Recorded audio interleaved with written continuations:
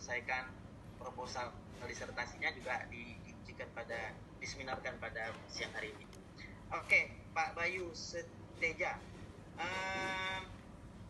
Alhamdulillah tahapannya sudah dilaksanakan ya. Mari kita lihat dan telaah satu persatu ya terkait dengan judul proposal ini. Jadi yang pertama judulnya itu memang ya saya lihat secara keseluruhan dari tata tulis itu memang sudah banyak sekali yang mesti diperbaiki ya Pak Teja ya. Banyak sekali yang diperbaiki, terutama harus tetap berpegang teguh pada buku pedoman penulisan. Nah ini bukan hanya teoritis tapi juga harus bersifat praktis gini. Dibaca dulu baik-baik kemudian dipahami. Bagaimana misalnya dalam, kalau saya lebih fokus pada tata letak ya. Misal judul itu tidak seperti ini modelnya, tapi judulnya itu adalah dia mesti huruf kapital semuanya, kemudian dia satu spasi, fontnya itu adalah 14. Nah, itu ada tercantum di dalam ini, di dalam buku pendoman itu dilihat baik-baik. Kemudian formatnya ya proposal disertasi olehnya ada itu juga berbeda, bisa dilihat dari contoh daripada teman-teman yang lain. Oke, kita pada substansi itu tapi kemudian misal lagi ya, latar belakang, A besar, A kapital, titik.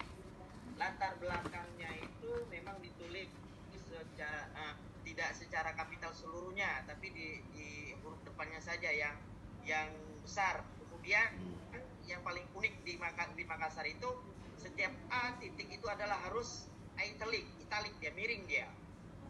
Nah itu dia selanjutnya. Begitu juga selanjutnya. Ini yang perlu dilihat, dicermati baik-baik. Kemudian jarak spasi, dan itu kalau di Makassar itu Win Makassar sangat intens sekali mengenai berkaitan dengan hal itu.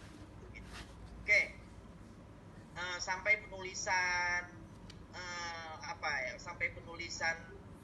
halaman. Kalau di bab 1 itu dia mesti di center bawah ya. Ini kan halaman 2-nya di bab 1 itu masih di atas. Bab 1 dan pendahuluan itu ini kan jauh sekali jaraknya, dia mesti mesti 1 spasi atau 1,5 spasi ya. Itu ada aturannya.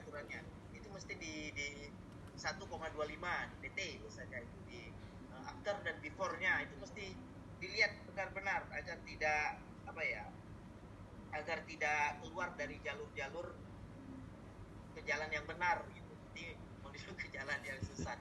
Di subul mutafarriqah kan ini jalan yang telah keluar dari jalan yang lurus, maka kita akan bertemu mutafarriqah gitu, akan bercerai-berai nanti kita. Oke, itu dilihat benar-benar baik-baik, diteliti dan dicermati buku pedomannya. Ini memang harus saya kira harus ada bimbingan teknis ya dalam penulisan ini saya kira. Oke, untuk selanjutnya Pak Bayu, itu masalah teknis nanti kalau benar-benar nanti kalau bertemu itu minta coret-coret itu juga bagus itu. Ini seharusnya ini ya gitu. Sambil melihat berpegang pada buku pedoman. Kemudian ini judulnya adalah pelaksanaan tambangan komoditas batuan.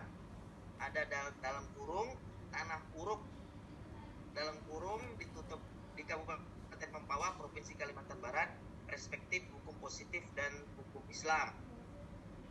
Oke, saya kira judul ini cukup baik ya, karena mengkaji tentang pelaksanaan pertambangan komoditas batuan.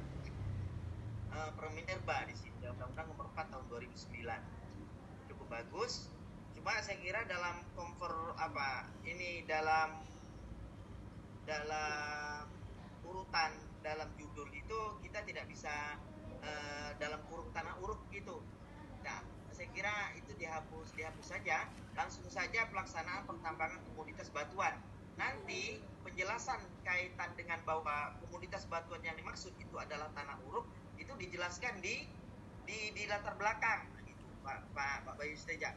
Jadi agar tidak mengganggu keindahan daripada format daripada judul itu, saya kira. Jadi tanah uruknya nanti di spesifikasi spesifiknya itu penjelasannya adalah di latar belakang, agar seperti Prof Lomba tadi menyampaikan dan Prof Abu Namas tadi menyampaikan bahwa konstruk daripada latar belakang itu adalah dari umum kepada khusus, gitu ya, dari umum agar lebih memperjelas, agar lebih di latar belakang itu lebih memperjelas daripada judul yang akan diinginkan, sehingga pembahasannya pun lebih detail.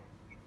Nah, jadi untuk tanah uruknya dihapus saja, dihilangkan dan diganti dengan komoditas batuan. Nanti di dalam yang dimaksud dengan komoditas batuan di dalam Undang-Undang Minerba tahun ini, ataupun dalam